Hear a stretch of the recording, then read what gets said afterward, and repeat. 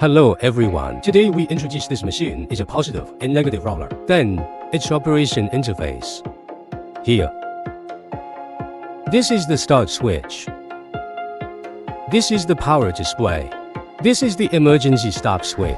And this is the speed of the positive roller.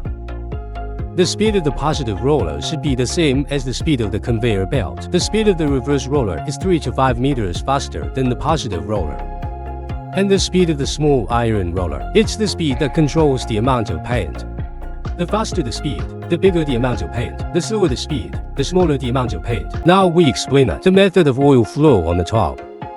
Check this air pressure gauge. There is knob between 0.2 to 0.4. Then, open and close the valve. See if the oil tank is in place. See if the oil tank is in place, we need to tighten these two wheels. Crank tightly. The distance between the small iron wheel and the big rubber wheel should be tightened. Pass the valve and start painting.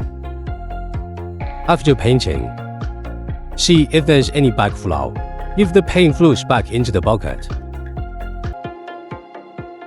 If the paint flows back, then we can turn on the wheel switch. He has completed the oiling action.